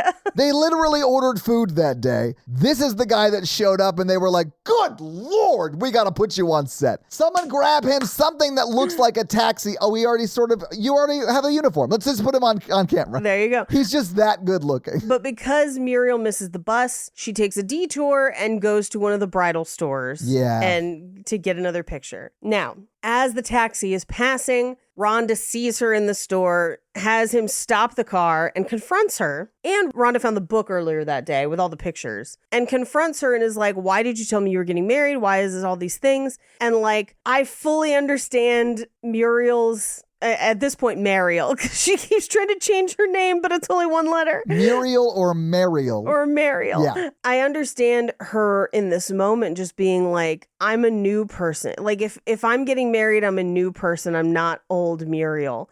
And in a moment of sadness and being overwhelmed by taking care of Rhonda because it's tough, yeah, this is her outlet, which is wild. Yeah. I mean, there are certainly other outlets that would be more harmful. 100%. You know? Like, it's definitely weird, but Yeah. like, it's not harmful. I do love the whole like thesis statement that she's giving of her current mindset, because this scene does a really good job of showing you why she is the way she is. Yes. And honestly, if you see the sort of pressure cooker that was her like family life in Pig Swallow, like you get why she ended up this way and having this sort of like these values maybe is the right way to say it. I'm not quite sure, but like the reason she does this, you know. Yeah. I also think that marriage probably represented an escape for her as a kid, because then you'd get to live in someone else's house. Yes, and sort of be the boss of the house, maybe, you know, like, Yeah. But I think that what she actually wanted in that escape, she has now with Rhonda, because she's living on her own in Sydney. Right. Right. She has that independence. And I would argue Right. probably wouldn't have nearly as much independence if she got that from a marriage. If she got married back in her Yes. hometown. Yes. No, I agree with you. But we cut to her dad isn't like, hey, you're going to dinner. I will see you there. So she meets him for dinner. And at first I was like, who's this hottie next to her? Turns out it's her dad's lawyer. And I was like, I'm in some kind of feels. Because everyone she sits next to, I'm like, what about that guy?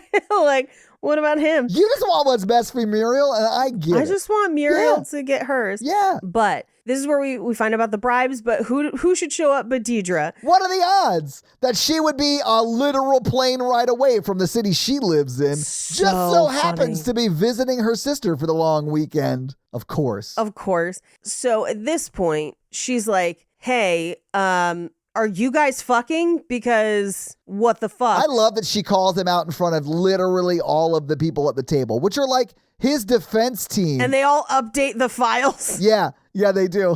But it's sort of like his defense team against this inquiry that he's facing from the government, right? Yeah. But in this dinner, he's like, you got 3 weeks and then you're coming home. Yeah. And he's like, I want that money back. And she's like, fuck. Which I don't understand why she isn't. I mean, I understand the money thing. Maybe he could press charges. There's like a reasons to get that money back to him. So like, I get that. Yeah. I don't understand why she isn't like, fuck you, I live on my own. You can eat a dick. You can go back and face the music yourself. I'm staying in Sydney. I'll get you your money or whatever. I don't know why you would ever talk to this person again, although she is 22 and that's all she knows in life. And everyone sort of wants their father's acceptance. So like, I get a lot of that. Yeah. It also could be the charges. I get it. I think it's the charges.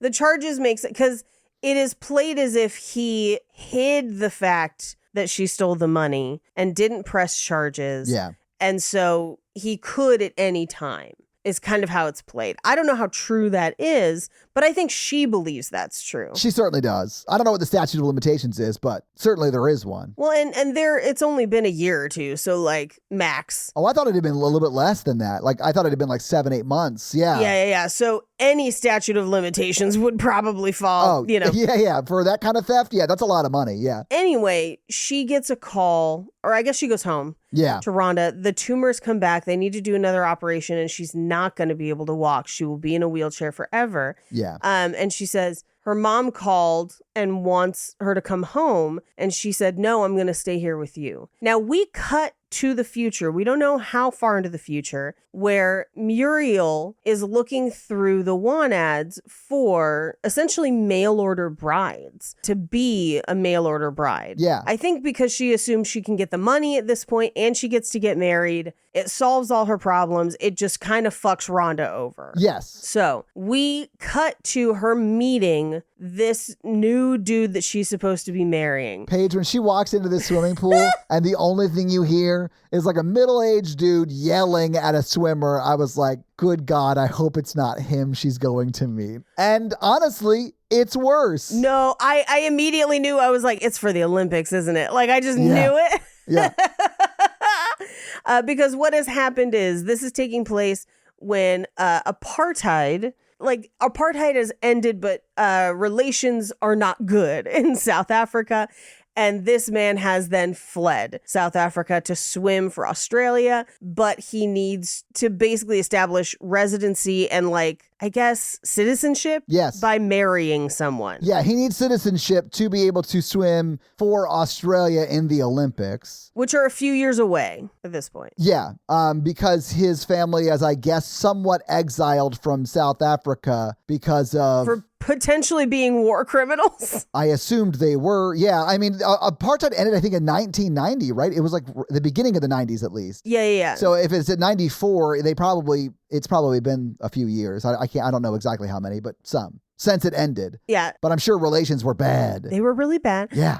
And they had a lot of money that seemed to mysteriously materialize. Yeah. But as she's talking to this guy, he's like, they've interviewed a few other women that he didn't like. And they're like, well, you didn't like her. And he's like, I'm not so sure now. Because he is not feeling Muriel at this point. She's going by Muriel. Yeah. But they're like, would you find it difficult to lie? And she's like, I think I could manage. Oh, yeah. Because, I mean, he is like, we're getting a little bit of the female gaze on him. Because he is like wearing his Speedo, just got out of the pool, soaking wet, like, Yes. built for the Olympics. You know what I'm saying? Yeah. You got that swimmer body. Yeah. Yeah. But she comes home and Rhonda's asleep with like the pumps and some of the stuff from surgery. So she's still recovering. Yeah. And Muriel goes into her room and plays Dancing Queen in one of the scenes that just made me fucking sob. I was just no. I know. But we then enter the third act, Muriel's wedding. And I love the audacity of a third act title card that is not the name of the movie, but that's is just one letter off from it. I was dying. I was like, that's hilarious. Yeah. They're not even going to call it Muriel's wedding. It's Muriel's wedding. But it did make me pause it and be like, okay, what is the actual title of this movie? And I was like, okay, it's Muriel. So there's got to be a turn. She's got to come back to Muriel at some point. She does. But I do think, subtle though it is, I think titling it Muriel's wedding is very much an indicator of like, this is the persona that she has taken on and it's that person's wedding. It's not true to who she is or who she needs to be at all. I agree. We cut to the wedding and Rhonda is there and her mom's like, she could have asked you to be a bridesmaid. And she's like, she did. I didn't want to be part of this. Yeah. I didn't want this to happen. And of course, she did ask the other three girls that were horrible to her, although minus the one that was having the affair with Tanya's husband. Yeah. Hilarious. But they come up to talk to Rhonda and they're like, oh, we thought you would be. And she was like, oh, I have cancer. And they're like, oh, no, I'm so sorry. But then Tanya turns around and just says, I'm divorcing Chook. I think I have you to thank for that. Yeah. And I hope I can do the same for you someday. Which is played like it's a mean thing, like, fuck you for allowing me to, like, divorce my husband. I think she meant it genuinely. She should have meant it genuinely. But we come to find out she doesn't divorce him because, whatever. But oh, yeah, that's right. They're still together later. I forgot about that. Yes, it is said like a threat, but I do think it was meant genuinely of like, I have you to thank for knowing the truth, and I hope I have a chance to repay the favor, is kind of how I read it. yeah. But I mean, that's how she should have meant it. yeah. Anyway, we do see that Bryce is at the wedding. That made me very sad. And then they're interviewing her dad at the wedding, and then they immediately like swoop over to interview her. But we do get from her dad and Deirdre that they would not pay for a plane ticket for her mom. And so her mom had to ride the bus, and so she's going to be late. And they don't hold the wedding for the mom. They don't They don't pause. No. Nothing. Nobody considers the mom at any point in this movie, Muriel included, unfortunately. Muriel included until later when it's too late. But Yeah. there is an upbeat processional. Love an upbeat processional. I had an upbeat processional and an upbeat recessional. Get into it. Like, have upbeat songs at weddings. It's fucking fun. I did think the Imperial March was a strong choice to come out to, Paige, but like we all were amazed you did it. People do that all the time. I know. Too much, actually.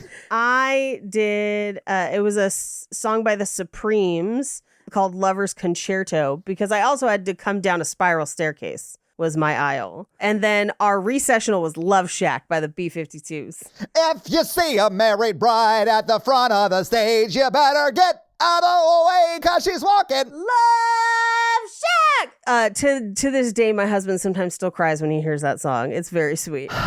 The upbeat processional is I Do, I Do, I Do by ABBA. And so I love an ABBA processional too. Yeah. So good. I also loved that they were making the bridesmaids do the step together, step apart, step together, step apart. Loved and it. The song's a little fast for that, so they're like bopping up and down a little bit, which is funny to me. And they clearly hate it. Oh, yeah.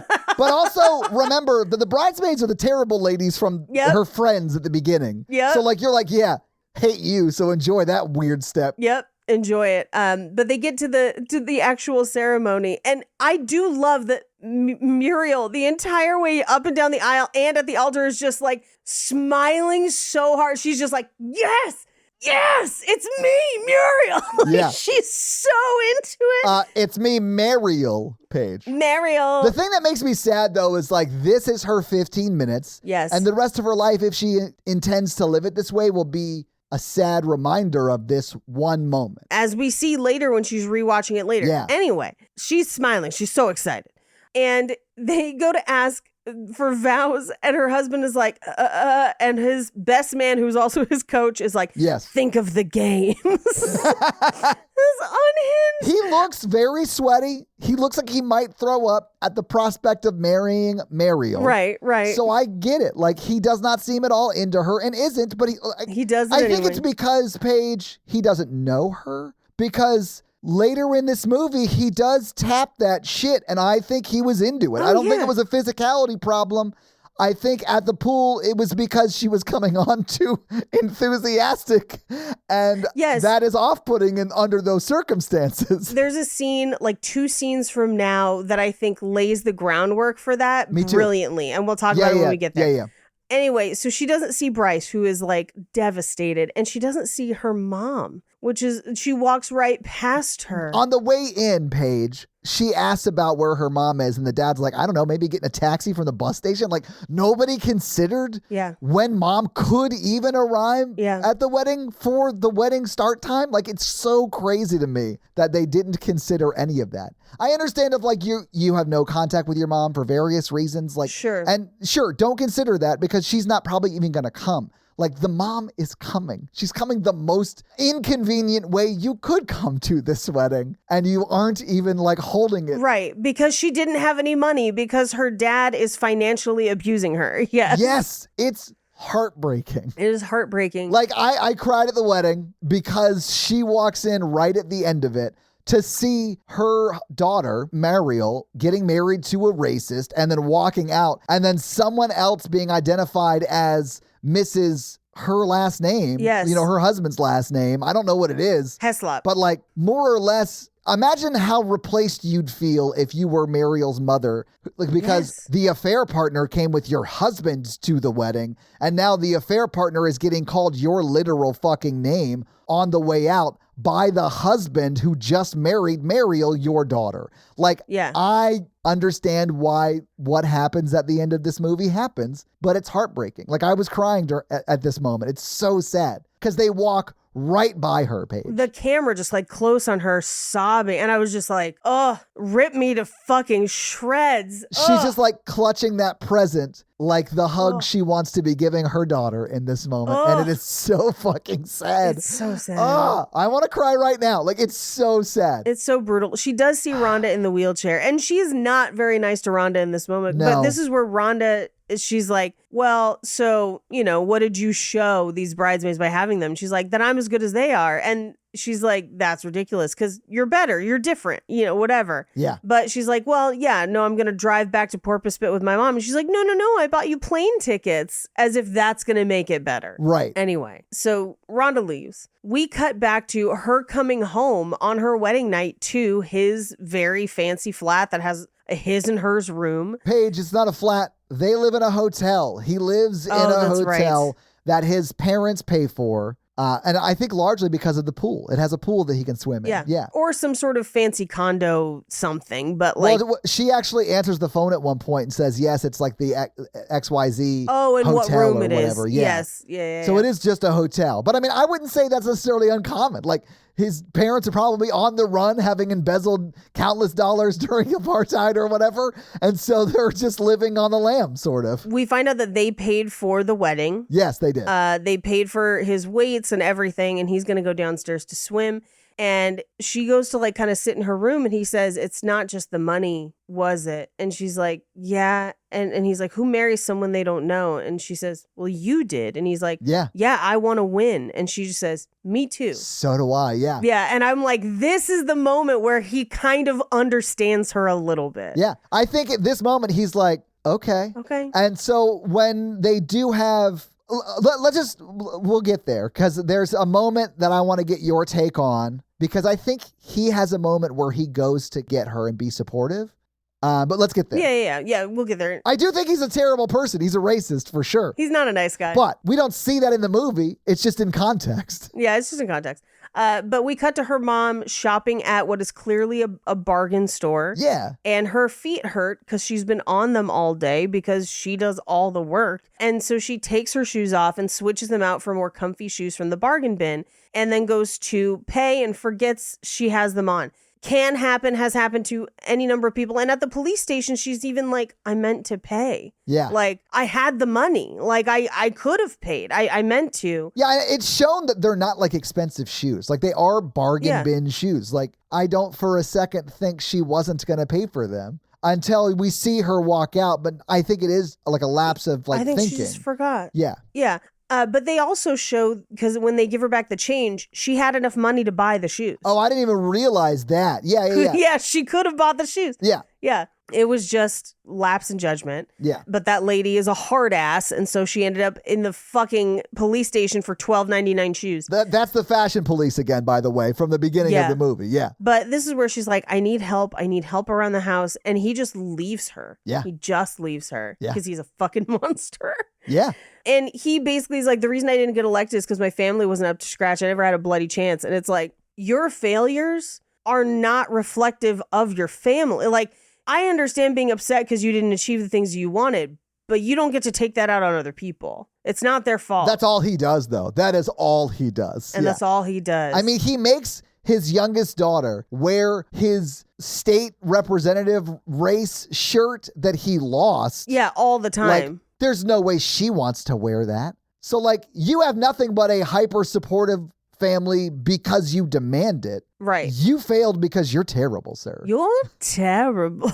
But not like in that way. You're actually terrible. But Perry is still at the house, and the mom is like, get the fuck out. Yes. Like, get out, because you're not helping me either. Like, you see me struggling and you are not helping. Which I have some sympathy for Perry, because obviously he was also being abused emotionally and verbally and any number of things by the dad. Yeah. But when he turns on her and is like, you're the embarrassment, I was like, Perry, I felt bad for you until now. And now, no. Get out. Get out. I hated him. Yeah. Well, and she ends up standing in the kitchen like we first see her in the very first scene of the movie. It's a really, really interesting bookend. To me, I was wondering if she was contemplating the act she takes at the very beginning of this movie, because I also feel like she probably knew about the affair. She knew a lot more than she's known the whole time. Yes. Yeah. I think so too. I think she knew all along. And it's been eating her from within, and it's just so sad. Like you just hate it. Yeah. You hate it. But we cut to Muriel watching her husband swimming in the pool, and she's watching her own wedding video. Yeah. And she gets a phone call, and it's Joni, and Joni is like, Muriel, and she goes, it's Mariel, because she just corrects everyone instinctively now. It's so funny. But Joni is like, Mom's died, we're at the hospital, you have to come home. Yeah. And so she flies home, and initially Deirdre is like, oh, it was a heart attack, she didn't suffer. And I think Muriel instinctively is like, I don't fucking know you or trust you. And so Muriel goes to talk to Joni, and Joni is like, sleeping pills. Like, it's rough. Joni confirms that it was sleeping pills. Like, they know for sure it was. Yeah. I would have, when I walked in and saw my dad's affair partner cleaning my mother's kitchen, told her to get the fuck out or I will stab her in the eye. Yeah. Like, I would have not been okay with that. And my dad could eat a dick. I don't care. This is my house, you piece of shit. I would have been so mad. Well, and all her other makeup cronies who were like, yeah, it was disgusting in there. Get the fuck out. No. Like, I'll clean this. This is me. This is my mom. I would have been so livid. Anyway, and that's what I mean. Like, there's so much to hate in this movie, but the movie I think wants you to hate it. Like, it's good. Yeah. But like, it's hard to watch. It's very sad. But I do love that she burned the yard where Perry used to play soccer. Like, that was her revenge. I think it was rugby, actually. Or whatever it was, and burned the laundry. Paige, I think she just set it on fire. Like, and I think she may have like salted the earth. Like, it's days later and it's still smoking in that last scene. So like, yeah, I think she cast a curse. I love it. Deserved. Yes. It was so sad. They do that so the dad can be standing in a burnt field talking about reaping what you sow. Yeah. Because that is what he's been sowing and will be reaping for hopefully the rest of his very short life. Yep. But we cut to the mom's funeral and the dad is like, what are the journalists saying? What are they reading about? Like, who did we get telegrams from? And Muriel is so disgusted. She's like, fuck this. Paige, I would have been like, you either leave immediately or I'm going to walk over to the journalists right now and expose everything. You fucking monster. Like, why are you even here? Right. Like, he's here because it's a press event, not because it's his wife's funeral. Well, and when Deidre was like, your mom made the ultimate sacrifice so that he could get off on this court case and now they're going to feel bad, I would have slapped the teeth out of her mouth. Like, Paige, are you fucking kidding me? I would have struggled not to go to jail that night. Oh, yeah. There'd be more murders at that point. Yeah, like I want to cry right now. Like, the injusticeness of all of that. That is the affair partner that, like, I realized the mom decided to do what she decided to do and she did it. And like, that's whatever. The actions of her husband led to where she was. 100%. He left her destitute. I'm not saying it's his responsibility. I understand his part to play in it, though, and that affair partner's part to play in it. And fuck you for all of this. Why are you here? God. You know, normally I'm like, hey, people make choices. Exactly. You can't choose for people. Yeah. Sometimes it happens. It's rough. But for her dad, I'd be like, feel every ounce of that guilt, you bastard. Yeah. But the thing is, he can't. I know. He's a full monster and can't see past his own face. That's why you just have to cut people out of your life sometimes, and that sucks. Yeah. But you do. I think that's what Muriel does at the end. I hope. I hope she saves Joni. I hope so too. She leaves and her husband follows her out later. We don't see him leave. We see Muriel leave and then he comes up to her after. He was already outside. So this is why I wanted to ask. So like, I don't know that we never see him at the funeral before that. We didn't see him travel with her. Right. And then we don't see him until she goes outside because she is grossed out by what her dad is doing. Yeah. And so she just gets up and leaves. And I'm sure that's fine because it's her mom's funeral. Everyone's probably like, oh, she's probably just so sad. She doesn't want to be in public. And that's understandable too. So like, she goes outside and her husband is there. And it seems like that's a surprise to her. So in my mind, I think he was like maybe developing a liking of her. Maybe not like full on ass romantic feelings, but like he was like, fuck, I should be there. Like, I want to be there and be supportive. Because it's not like he shows up for the cameras either. No. He shows up in a very sort of private way just to support her. So, like, I do think you're right. I do think he was sort of developing something for her. Well, and he even says it's like, I don't think it's love, but like, I would say friendship. Yes. I think they like. I definitely think they could have romantic, like, they do have sex. Like, I mean, they have sex, yeah. But he does say it's not romantic, but like, I like having you around is what he says. Yeah. Because he actually is nice to her. They do end up having sex, but then even the next morning, she's like, I don't love you. So I think we need to get a divorce. You keep your citizenship or whatever, but like. I don't think that's up to her to decide, but like. Yeah. I don't know. I have no idea how it works. I assumed they would always get divorced at some point. Oh, I think that she even says, or I think it's the coach that says you have to stay and live together for 4 months. Or something like that. And we don't know how long it was. Yeah. Anyway, she's like, I don't love you. And he's like, well, I don't love you either, but I think I like having you around is what he says. says. And he's like, keep the money. And she's like, all right. But she gives the ring back. I do love it. She was like, I was always going to, so thank you for allowing that, I guess, I suppose. Yeah, I already spent it. So. But also, I got the vibe that, like, when she was saying, I don't love you, she doesn't. And he was sort of saying that back to her, but him saying, I like having you around was like, but I think maybe we could get there. You know, like, I don't know. I don't know if it was get to love as much as it was like, I like you as a person, and we're probably not soulmates, but I like you, you know, or whatever. Sure. Anyway, so she goes to the burned backyard. And I love that her dad's like, I still don't understand it. I'm like, what don't you understand, motherfucker? She made it crystal burned ass clear. You're standing in it. Yeah. Like, you're standing in the ashes of your yard. Yeah. That is the metaphor of the life that you built with this woman who is now dead. And that is maybe not 100% your fault, but is somewhat your fault. Yep. And so, like, you know, maybe take some accountability. And the whole time he's just like, no, why would I care about other people? This is the scene in which he's like, it's great that you're here so you can help me with the kids. And she's like, no. Yeah. You're going to look out for the kids. And he's like, well, Deirdre doesn't want to marry me if the kids are involved. And she's like, too fucking bad. And he's like, you owe me. And she's like, actually, about that. Like, here's $5,000. I will pay you the rest because that is my own restitution for a thing that I did. Yeah. But I'm not staying here. I think she should pay him back. She stole from him. Yeah. But, like, she should not be an indentured servant. No. And she's like, you owe them. Sorry. I know. It's Paige. It's emotional. I was crying this whole time. It's very sad. I hated her dad so much, Paige. I wanted him to die in this movie. Same. I know that's terrible. I feel bad saying it, but it's like, it's hard to watch. That being said, wait till I tell you how I felt about this movie in final thoughts. Oh, I know, for sure.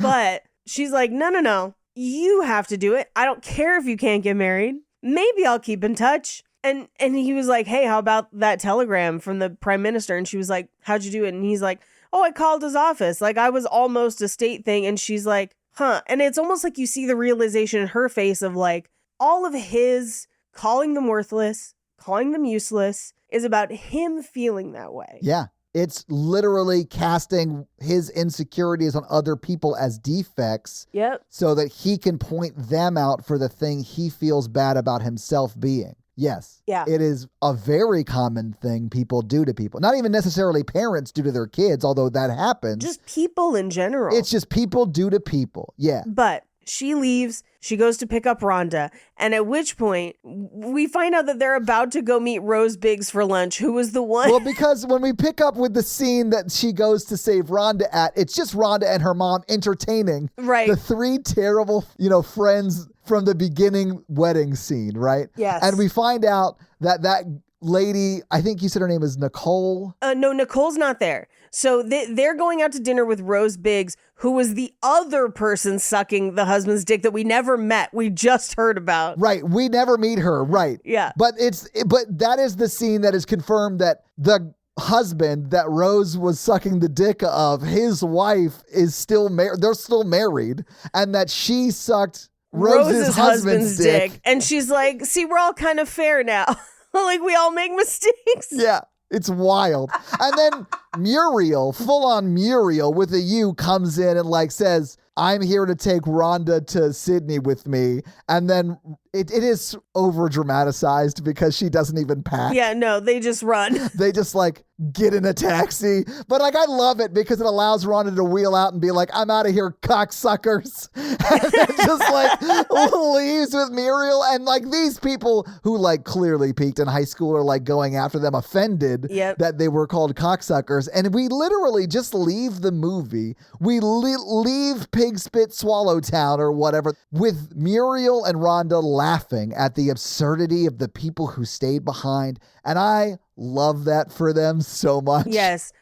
Tanya's last scream of, I'm married, I'm beautiful. Yes. I was like, thesis statement for the book. Like, this is, the movie understands exactly what this is. Yeah, I loved it. And that's the movie. So having seen the movie, having talked about the movie, what did you think about Muriel's wedding? Oh, new favorite. I love it. I love it so much. There is something I love about heartfelt comedies featuring the music of ABBA, and I just love every two of them, and they're my favorite. This is my Mamma Mia, is what I'm going to say. Is like, oh, shit. You know what? Didn't even consider Mamma Mia. In my mind, it was Eurovision and this. Oh, we watched Eurovision last night, too, because Jake was like, I don't have the attention span for like a TV thing. And I was like, and last weekend we watched Kung Pao Enter the Fist because Jake had never seen it. What? And I was like, yeah, I know. Back-to-back banger weekends for Jake. I love Eurovision. I literally, I love it. Jake loves it too. Natalie watches it maybe once a week. Like when we do an episode on it, I want her to be on it because she loves that movie. Watching it again, I was like, there's so much. Every time Dan Stevens is on screen, I was just cringe laughing. It's the funniest thing ever. We'll talk about this when we do it in months, I'm sure. So good. Anyway, I did love this movie. It is very funny. It is also very heartfelt and very sad at times. And some very serious shit happens. Like someone dies by suicide and someone has cancer and loses the ability to walk over the course of the movie. Like there are some very sad things that happen. Yeah. And we're essentially following neither of those characters as a main character. But it's still really funny and really enjoyable. And who doesn't love ABBA coming out of a pink boombox? I mean, come on. Mikey would have hated it. Paige, do you have any fun facts for us? Yes. Well, it is with your fun facts. Muriel, fun facts. Muriel, fun facts. Toni Collette gained 40 pounds for this movie. Why is she the best? Literally think she is one of the best actors I've ever seen. I mean, here's the thing. I would say you could probably cast somebody who was already those 40 pounds heavier. Sure. But this is 94 and we can only hope for so much. And in 94, the fact that you even had someone of that size as your main character was unfucking heard of. So like, I'll take it. She does an amazing job in this. And also, I think she looks great, frankly. Yeah, she does. So PJ Hogan, who wrote this movie, based Muriel's personality on himself, but Muriel's actions were actually inspired by his sister, who embezzled $15,000 from their father and then disappeared to Sydney to live with a friend. That's awesome. I mean, okay, I want to know the actual facts of the case, but that's kind of awesome. Yeah. Now, writer-director PJ Hogan wanted to use the music of ABBA, but they got denied. And he literally reached out and was like, I will fly to Europe to plead my case to the band, please. And they eventually granted permission on the agreement that ABBA would receive a percentage of film profits.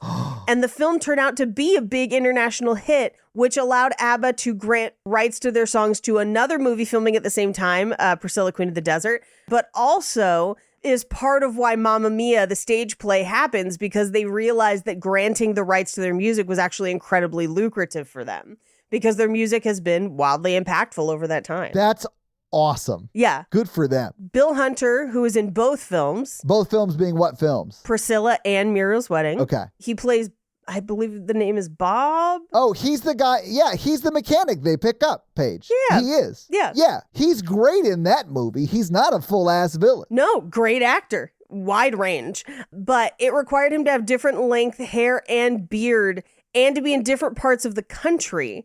And so he was traveling back and forth. And both of those films are considered cult classics and prominently feature the music of ABBA. So I guess something about ABBA in Australia. I mean, also ABBA in that time, right? Like, I mean, it's the 90s. It's 20 years after ABBA was popular. I know. Like, it would be a time when you would be like, that would be like reminiscing, right? Because it's close enough pop culture. Like, there's a lot of that going on right now for like how I feel about like pop culture. I was like, oh, I grew up with this. Yeah. It was better when we did it. But the photographs in the Heslop family album, which is the one that Joni has at the end, are actual childhood photos or family photos of the actors who portray the family, which is how you get that one of the moms smiling that just made me completely soft. I know. Ugh. Yeah. Now, the French trailer for this movie ends with the tagline, "At last, a movie that comes close to good taste, but never gets into it," which I feel like really speaks to, this movie has what I can only describe as a John Waters vibe. It does. For most of the movie, Yeah. which I loved. And yeah, I feel like comes close to good taste, but never gets into it. Perfect. This is one of Ridley Scott's favorite films, which just makes me like Ridley a little bit better. I know, right? I had a friend who used to work for Ridley and have it on good authority that he is actually incredibly kind and nice to the people he works with and the people who work for him. Yeah, that's great. But it makes me laugh that this is one of his favorite films. It's very sweet. I love a lot of Scott-free productions. Yeah. Yeah. So Porpoise Spit is a fictional town. It is inspired by Tweed Heads, New South Wales, where the director grew up. Love it. I did look up if it was a real place before I decided to forget its name and just make it up every time because I didn't want to offend like an actual town. But yeah. Yeah. It does sound made up. It does. In the video store, a poster for Strictly Ballroom is visible. Bill Hunter, who plays her father, is also in Strictly Ballroom. That dude acts like he's in... That dude be acting. Yeah. Okay. While she's shopping in the store, the mom, Betty, passes a Woman's Day magazine with Muriel on the cover. Woman's Day is a real magazine, which did feature an article about the movie. The same cover as the one in the movie was used when they did the article about the movie. Really? Yes. That's fun. Yeah. Because, they obviously had to shoot that way before that magazine article actually came out. Yeah. So they were like, hey, why don't we just use the one that's in the movie? That'd be fun. And that's fun. Yeah. I think that's very silly and fun. Very silly and fun. I'll end on this last one because this was something I actually noticed while watching the movie. Okay. The taxi that arrives at the church with Muriel's mom in it has the logo on the side for Sydney's bid to campaign to host the 2000 Summer Olympic Games, which ostensibly would be the one that her husband is swimming in. Oh, yeah, it would be. Amazing. Well, thank you for those fun facts, Paige. Let's talk a little bit about box office. So what do you think the production budget was for Muriel's Wedding in 1994? I think this probably didn't cost that much, also because it's all filmed in and around Australia, which brings your budget down. I'm going to say this was a $3 million movie in 1994. So, Paige, it was actually a $9 million movie. That's fair. Yeah. It's on the screen. It is. I think they use it well, which would be about $19 million today. Sure. So it's a good jump in inflation dollars, but still, like dollars for dollars, I think they did a good job with it. Now, I don't have much information about how it did in international markets. I do have a total worldwide box office, and I do have the breakdown of what is called domestic. And that is, again, how it did in the U.S., which would not be domestic for this movie. That was done in Australia. But with that context, do you want to take a guess at how much it made in its opening weekend, Paige? Its opening weekend being March 10th, 1995. Again, this is U.S. It actually premiered in 94 in Australia, but it came over here in 95, March 10th, and was only in 14 theaters. Only in 14 theaters. I'm going to say it made $400,000. So yeah, you're close. Although it was $244,000. Again, only in 14 theaters. Well, and also lower ticket prices then too. Yes, it was. Yeah. Now it was up against like the number one movie that weekend was Outbreak. Number 2 was Man of the House. Number 3 was the Brady Bunch movie. Number 4 was Just Cause. And number 5 was Roommates. Also in the theaters were Pulp Fiction and Forrest Gump and Billy Madison's and Legend of a Fall and Shawshank Redemption and Dumb and Dumber and like tons of other really great movies. Anyway. Good year for movies. But again, Muriel's Wedding was only in 14 theaters. It was in theaters for 18 weeks and eventually got up to around 800 theaters because it started to do well. But what do you think it brought in the U.S. in its total theatrical run? I'm going to say it made $2 million. Paige, it made $15.1 million. Good for them. And again, this is them. No, and again, this is just in the US. Worldwide, it made closer to $57 million, which is great on a $9 billion budget. I mean, they made their budget back with just the US market, but worldwide they made quite a bit more than that. If you adjust that 57 to inflation, that'd be like 120.8 today. So yeah, it did really well for especially a movie that's not produced in America. Yeah. So yeah, it did really well. In fact, here's a little bit about the Australian box office that I found while doing research. So Muriel's Wedding grossed $2.2 million in its opening weekend in Australia. And at that time, it was the third biggest opening for an Australian film behind 2 films starring Paul Hogan. Again, the actor Paul Hogan, not the writer-director P.J. Hogan who did this movie. Yes. Which I thought is a very funny film. But Crocodile Dundee 2 and Lightning Jack had better opening weekends. Muriel's Wedding was the third for quite some time. Anyway, but that's your box office. So, Paige, do you want to hit us with that romance scale? Sure. Our romance scale is a scale of 1 to 4. I'm going to give this a 1 because I think it's more of a coming of age story, unless you want to call it Muriel falling in love with herself, which maybe kind of happens. Yeah. Todd. Also a 1. It's not really a romantic story. It's more of a coming of age story, but it's great. I liked it. And do we think they're still together? I think her yes. and Rhonda are still together. Agree. So, Paige, this week you made us watch Muriel's Wedding. Next week, you already had another movie picked out. I did. So what movie are you going to make us watch next week? Next week, we're watching Falling for Figaro. Okay. It is on Netflix as well. I have not seen it. I've heard mixed reviews, but it is something that I wanted to see, and it has the girl from Dumplin' in it. One of these days I'll make you watch Dumplin'. We've already cried so much today. But yeah, Falling for Figaro. All right, well, your homework for next week is to watch Falling for Figaro on Netflix, and then check back for next week's episode. Todd, can you read us a Spotify comment? Yeah, sure. I'll read this one off of our Anyone But You episode. And I don't know if you remember, but we got a lot of people mentioning their Serenity songs. Oh, tell me. Because that is in that movie. So I'm just going to read a collection of Serenity songs. So Tia, her Serenity song was Shit by Bo Burnham. I thought that was funny. Good song. There, actually, in the comment section on that episode, someone said, there's an Australian film set in Australia you should do called Muriel's Wedding. There you go. So there you go. Her Serenity song is Dancing Queen. Definitely. Yeah, there's another one that said there, Connor says his Serenity song was Sugar by Maroon 5. So we got a lot of great comments on that one. Sugar.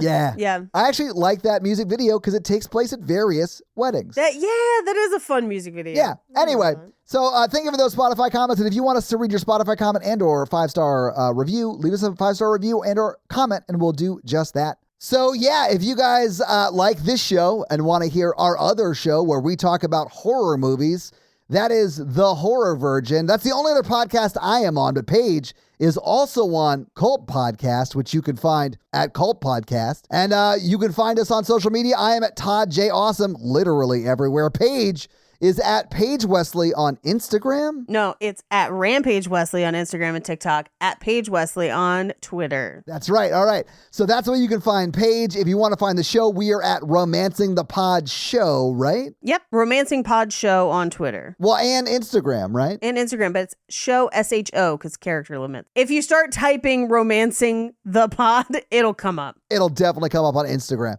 I don't know about Twitter because I haven't posted on Twitter in a hot ass minute. So who knows? But that is where you can find more of us. So yeah, guys, give us a follow. Support the show any way you can. We'd love it. Smash that like button. Hell yeah. That's going to be it for us. You guys, I'm Paige. And I'm Todd. And you complete us. To completion. You're terrible, Todd. Bye. The music of ABBA slaps nerds. There was something in the air that night. I'm cutting now for now.